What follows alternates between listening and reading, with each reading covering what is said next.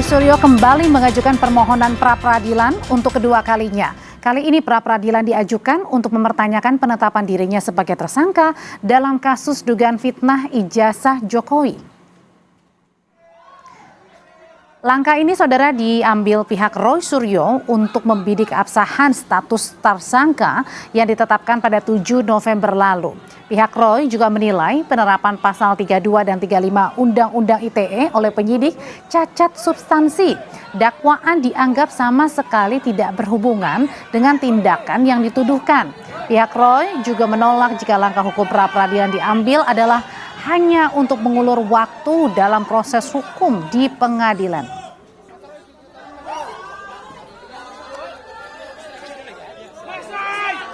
Kita mengulur waktu. Jangan-jangan bukan kita yang mengulur waktu tapi orang lain gitu loh. Tapi kita yang dituduh.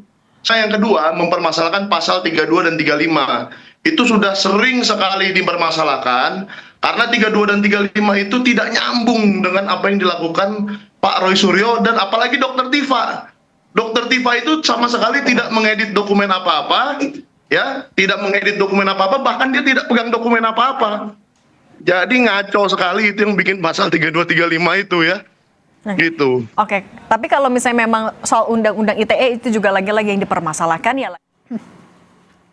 Di sisi lain, Ketua Umum Militan Gibran Nusantara Andi Aswan menuding langkah pra-peradilan kedua Roy Suryo ini sengaja memanfaatkan celah 163 KUHP baru untuk menunda sidang pokok di Pengadilan Negeri Jakarta Timur.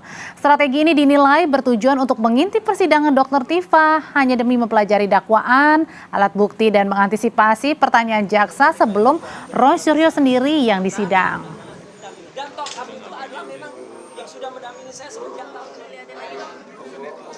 Itu diajukan yang namanya pra-peradilan, kemudian ditolak, jalan tol langsung masuk di pokok perkara. Berarti maksudnya takut? Ya takut lah, pertama saya katakan itu adalah takut ya, karena mereka mencari celah dengan KUHP baru. Strateginya begini ya, ketika Tifa tidak mengajukan yang namanya RJ, itu kan langsung ke pokok perkara. Sedangkan Roy Suryo mengajukan itu, karena dia ingin mengintip apa sih yang akan dipertanyakan oleh JPU kepada terdakwa. Kemungkinan kalau itu tidak bisa dijawab oleh terdakwa ataupun dari penasihat hukum, ini akan dia tambal sulam. Sebelumnya, Roy Suryo kembali mendaftarkan gugatan pra-peradilan kedua di Pengadilan Negeri Jakarta Selatan soal penetapannya sebagai tersangka kasus fitnah ijazah Jokowi pada 7 November 2025. Roy Suryo mempertanyakan alasan pemakaian Undang-Undang Informasi dan Transaksi Elektronik atau Undang-Undang ITE oleh penyidik dan jaksa dalam perkara tersebut. Ibu Bapak Presiden tidak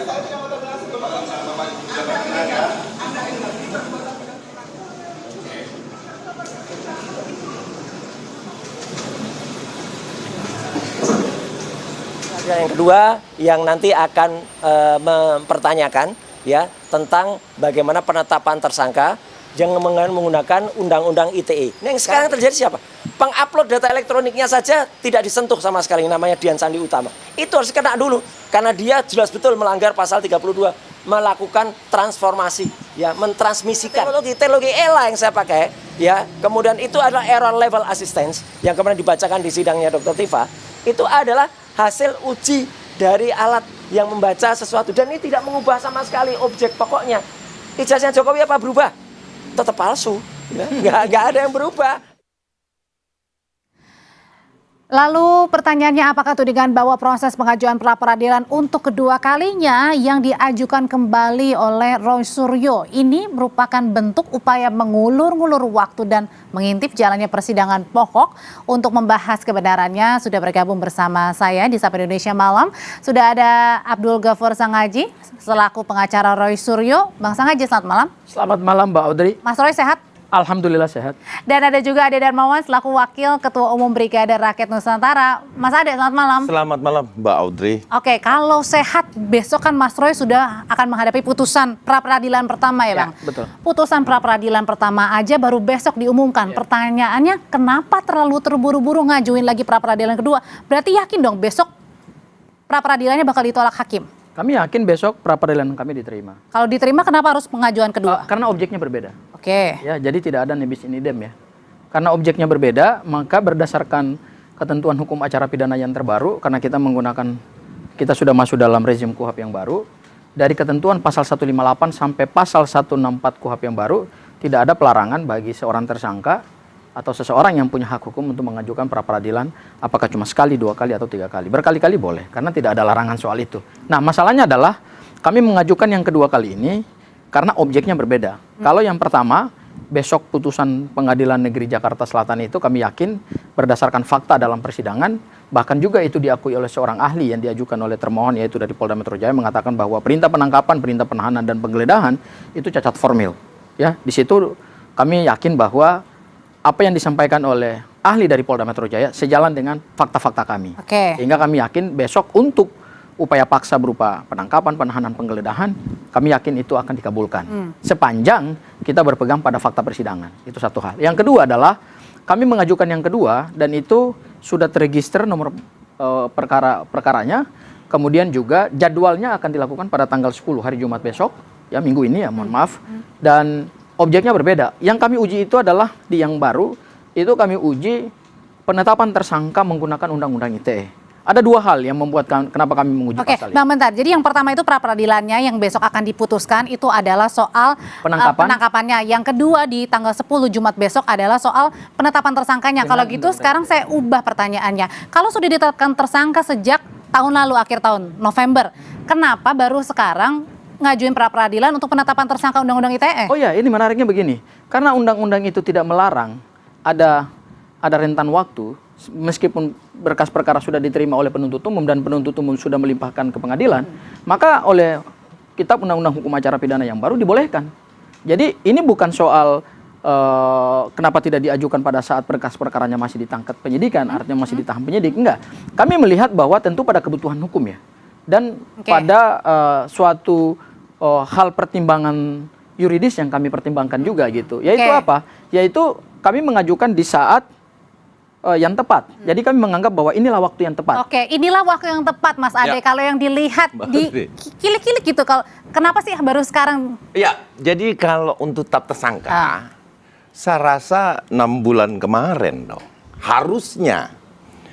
Jadi gini, kalau saya melihat ini strategi prosedural yang berupaya untuk mengintip, menghambat. Strateginya prosedural.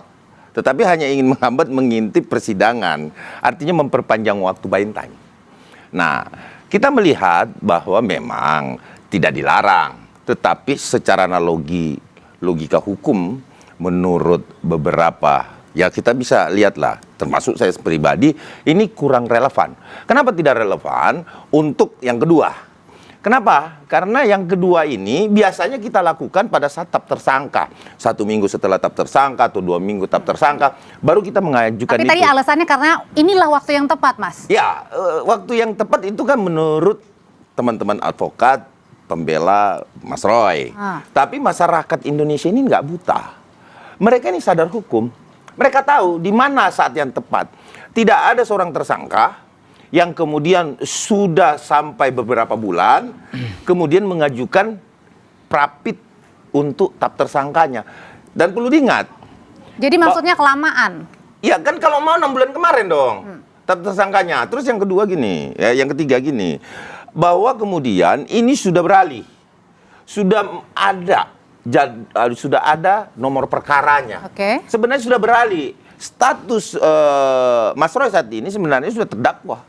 Kenapa saya bilang begitu? Karena ini sudah bernomor. Jadi sudah terlambat katanya Bang Sangaji kalau penetapan tersangka. Nggak relevan. Iya, justru saya lihat ini argumentum a contrario. Justru dari awal mereka ini kan sering menantang kami. Ya, apa langkah hukum yang dilakukan oleh kuasa hukum? Dan itu disampaikan oleh Ketua Pradi Bersatu, Bang Boykanu gitu ya. Apa sih langkah yang bisa dilakukan oleh para kuasa hukum dalam membela kepentingan hukum klien? Ajukan dong pra-peradilan. Nah, sekarang kami setelah melihat dan mengkaji secara hukum bahwa inilah waktu yang tepat. Kenapa kemudian mereka ketar-ketir gitu? Ini kan argumen waktunya Mbak Dre.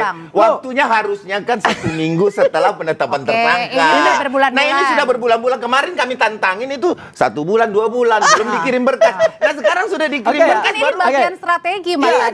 Itu strategi prosedural yang menunda kepastian hukum. Oke, saya jawab ya. Saya jawab ya. Itu. Kalau disebut tidak menimbulkan kepastian hukum, justru Iya menimbulkan dong. kepastian hukum. Tidak Kenapa? ada kepastian hukumnya Karena tetap berdasarkan nomor. pasal 163 ayat 1 huruf P di KUHP yang baru, dan ingat, kita sedang masuk di dalam laboratorium hukum baru. Ya, dan ini kan teman-teman kurang update ini. Iya, Pak. Ya kan? Kurang update. Paham. Kurang Oke, update oke. kenapa? Bro, Karena kita hal masuk ini dalam rezim KUHP yang sangat baru, tidak ada analogi ketentuan. menurut saya. Analogi Ya, ini hukumnya kan gimana? Ini kan menurut Analogi pendapat hukumnya mereka. gimana? Masa? Tapi pendapat hukum kan, tapi Iya, kaidah hukumnya ini kan berbeda. saya gitu. berpendapat Oke. bahwa secara logis kalau kita betul-betul mau kepastian hukum, di kepastian hukumnya di depan Oke, mata loh. saya kasih Tidak tahu ada kepastian sidang. hukumnya. Tapi Bang kalau Andri, posisi saya- pra peradilan juga tidak dilarang berapa kali? Tidak dilarang. Saya kasih tahu Itulah yang kepastian saya katakan hukumnya. bahwa ini prosedural pilihan strategi prosedural yang menunda kepastian Oke, hukum. saya Itu kasih jelas. kepastian hukumnya. Kepastian hukumnya adalah berdasarkan kaidah hukum itu sendiri. Pasal 163 ayat 1 Ya, huruf P paham, mengatur bahwa paham. pokok perkara belum bisa diperiksa oleh Iya. pengadilan yang punya kewenangan memeriksa dan memutus perkara tersebut sepanjang tersangka masih menggunakan hak hukumnya untuk Oke. mengajukan Betul. pra-peradilan. Nah, Tapi, inilah Bang. yang tidak dihargai oleh kawan-kawan. Oh, tidak. Jadi Kami bukan tidak menghargai. Tidak sedang Tetapi menghambat ini- proses. Oke, tapi apa- Tetapi ini Bang, konsekuensi Bang. logis dari aturan yang dibuat oleh negara, dan inilah yang kita sebut sebagai reformasi hukum pidana Tapi nasional ada terbaru. anggapan juga jangan-jangan ya itu tadi hanya karena mengulur-ulur waktu, Ya, jangan-jangan untuk Mas Roy ngintip. yang tadinya menantang Untuk Pak ngintip. Jokowi, jadi sebaliknya jadi Ada satu takut. hal lagi. Gini, inilah konsekuensi logis. Jadi ketika seorang tersangka menggunakan hak hukumnya yang diberikan undang-undang, kemudian ada penundaan pemeriksaan Nah. pokok perkara, yaitu konsekuensi Jadi logis menggunakan dari- haknya bukan karena takut. Bukan, kami sedang menggunakan kaidah dan hak itu sudah Oke. dimiliki negara. Karena gini, Nah. di dalam KUHP yang baru, di Jangan-jangan barang penjelasannya- buktinya ini belum kekumpul Nah, semua nih. Sebentar, nanti saya jelaskan. Di dalam KUHP yang baru dijelaskan bahwa selain hak tersangka diperkuat, ingat, hukum acara pidana yang baru Dan ini ingat, justru Baudre, memperkuat lembaga pra-peradilan. ya, Karena perlu kita lembaga ingat nih. pra-peradilan yang Sebentar. itu biasanya Oke. jaksa Oke lah. melakukan manuver dan atraksi atau Oke melakukan lah. strategi Oke, dengan coba dia kita dengarkan dulu. mengirimkan berkas perkara ke pengadilan, sehingga pada saat tersangka mengajukan pra-peradilan itu otomatis Oke gugur. lah. Nah, di KUHP yang baru ini alhamdulillahnya negara telah menghapus Kita anggap ketentuan bahwa itu. Oke, gimana, Mas? Bang Sangaji mengatakan prosedural dan lain sebagainya. Oke lah, ya. Karena memang ini prosedural, Bang. Oke, kita prosedural dengerin yang dulu. menghambat. Itu prinsipnya. Terus Oke. kemudian Ya, kita teman-teman lihat, aja merasa menghambat, terhambat gitu ya, loh. satu hal bahwa penetapan tersangka itu disepakati oleh jaksa. Ya, Oke. untuk penetapan tersangka nih ya, oke. disepakati nih bahwa setelah P21 kan dilimpahkan ke pengadilan. Sekarang berkas sudah di pengadilan nih. dan sekarang diajukan pra peradilan. Iya, terus diajukan pra peradilan. Sangat kecil kemungkinannya, sepengalaman saya ya di dalam beracara itu sangat kecil kemungkinan bisa menang. Jadi artinya mau peradilan satu, pra peradilan Iya. kedua dan lain Iya, sebagainya sampai sangat berpuluh-puluh sia-sia. kali Anda yakin bahwa pra peradilan Mas Roy Iya, bakal sangat- ditolak demi apapun. Iya. Usai jeda ya Mas Ade ya, nanti Iya, jawab ya. Tetap baik. bersama kami Bang Sangaji. Balik lagi nih ke kasus pra peradilan kedua yang nanti akan diajukan oleh Mas Roy. Mas Ade, jadi kenapa Anda berkeyakinan mau peradilan 1, 2, 3 sampai berpuluh-puluh berjilid-jilid itu nggak akan diterima, ditolak? Ya, karena pada dasarnya Prapit itu biasanya yang kita lakukan ya, tidak ada belum pernah terjadi di dunia hukum mana sih 6 bulan setelah penetapan tersangka lebih dulu kemudian kapnya. Kan harusnya urutannya gini. Tersangka, kemudian penangkapan, kemudian penggeledahan, kemudian tahap 2 kan? Mungkin jangan-jangan ini Penahanan, kan? ada bukti nah, baru ini yang disiapkan? lucunya sebentar. Ini yang lucunya di tahap tersangkanya dipersoalkan di belakang. Kan nggak masuk logika nih. Masyarakat Indonesia ini kita perlu memberikan pendidikan hukum. Terlepas prosedural yang menghambat kepastian hukum. Ini sudah pasti seperti itu. Tidak bisa lagi kita tolerir itu. Oke. Pemikiran-pemikiran kita kan harusnya dia matching dengan apa kenyataan yang ada. Dan ingat, harusnya Roy Suryo ya itu bergulat di eksepsi yang akan terjadi nanti. Sama Oke. saja kok. Prapit ataupun eksepsi nanti sama kok pembelaannya. Mau keberatan juga di eksepsinya Oke, bisa. tapi sebenarnya di pra peradilan Kenapa kedua tidak? meskipun berbeda objek, ada sesuatu yang baru nggak yang Ya, dibawa? yang pertama objektum litisnya beda. Yang kedua, tahapan yang tadi disampaikan oleh rekan saya Bang Iya dong. Darmawan itu adalah KUHP lama.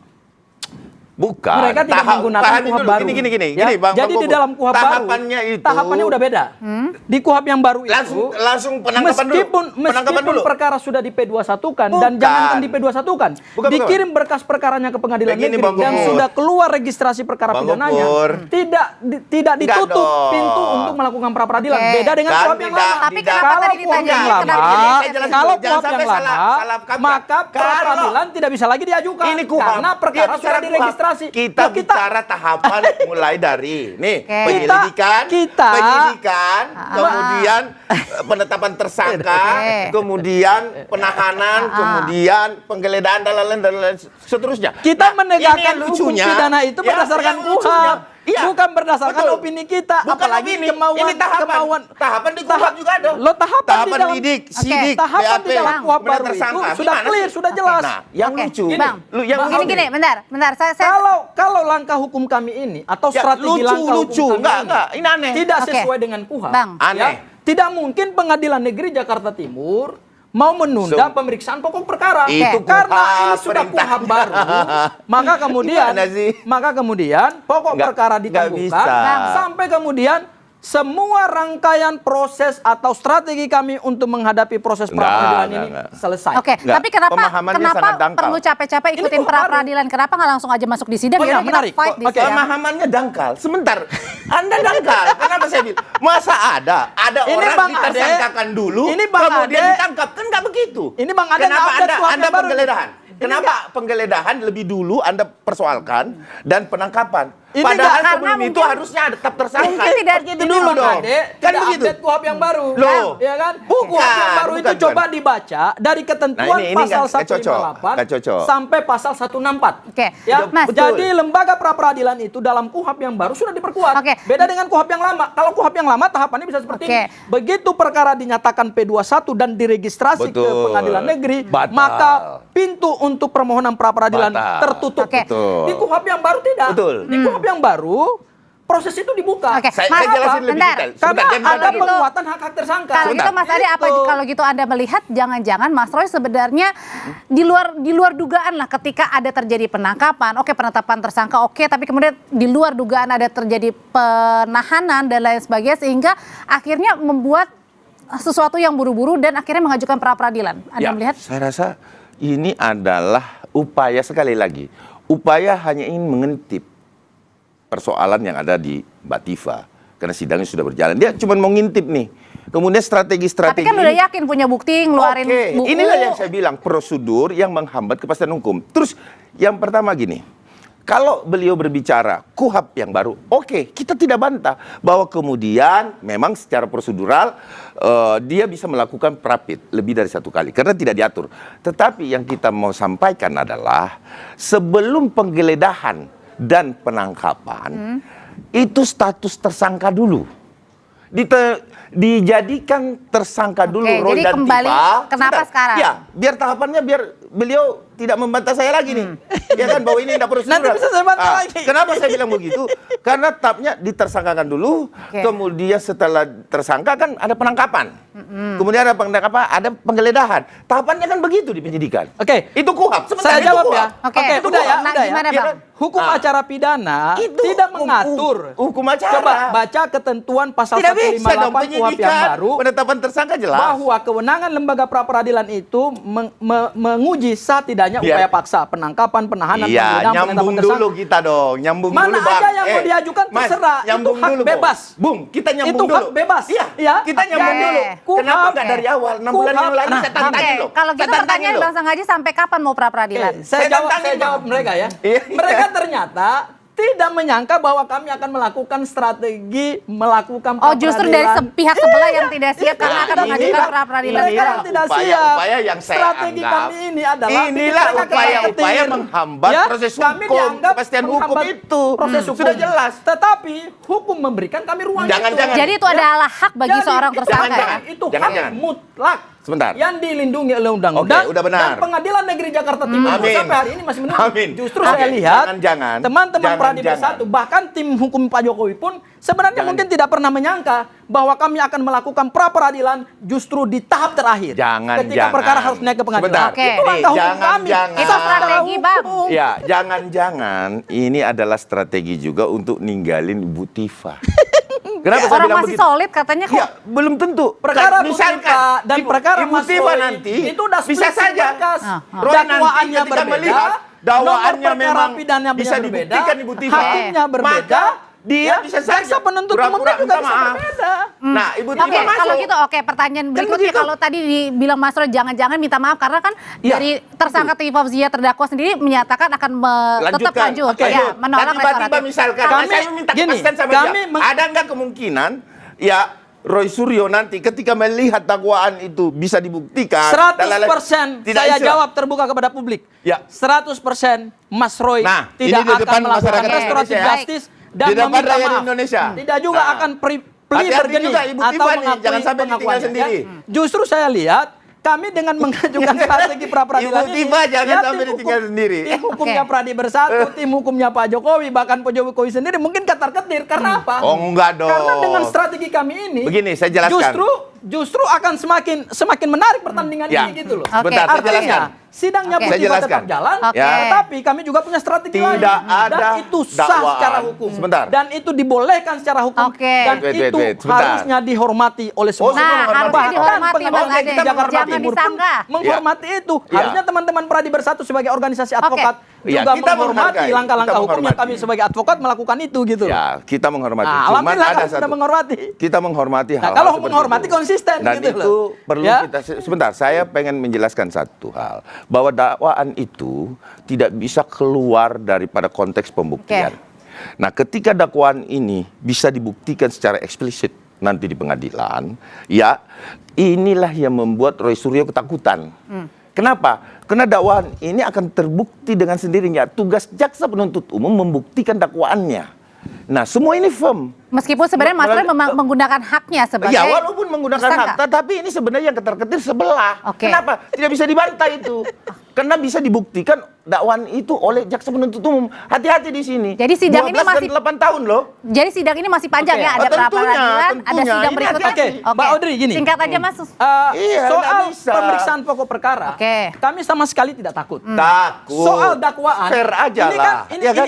ini kan Fair aja lah. jadi argumen Oke, yang baik. akhirnya kan Iya. tidak mendidik publik juga Loh, gitu. mendidik. Bahwa Kenapa? dakwaan jaksa penuntut Logikanya. umum harus diuji dulu. Oke, Logikanya. Bahkan kami Logikanya yakin kita lihat. bahwa Oke, pasal baik. 32 dan Sudah pasal kita tangkap 35 pesannya. Undang-Undang ITE itu adalah Oke. entertain pasal Kita lihat dari nih. terlapor, Ini dari bakal pelapor, kalah. Oke. dari pelapor kepada Oke. aparat penegak hukum dan kemudian itu pasal seludupan sehingga bisa Besok, melakukan penangkapan dan penahanan. Ya, setelah putusan, siap-siap Mahkamah Agung. Kami akan menyurat lagi ke Mahkamah Agung untuk meninjau kembali Dan tentang tidak boleh ditahannya tidak boleh mereka. aparat Oke, penegak baik, hukum kalau dan gitu pihak sudah kita penegak tangkap hukum pesannya. diintervensi Oke. dan Berarti paksa kita tinggal untuk tunggu. melakukan permohonan Tidak penangkapan ada dan penahanan. yang Itu bisa tidak boleh. Kita intervensi. tunggu Itu besok adalah hak putusannya. prerogatif dari Putusan aparat pra-peradilan penegak pertama hukum. jam berapa Iya. Bang besok? Jam berapa besok? Jam 1. Jam 1 kita tunggu besok ya. Terima kasih Bang Sang Haji. Mas Adi terima Ya, kasih. Selamat malam Mbak Bapak-Bapak. Audrey. Ya, terima kasih. Saudara tetap bersama kami.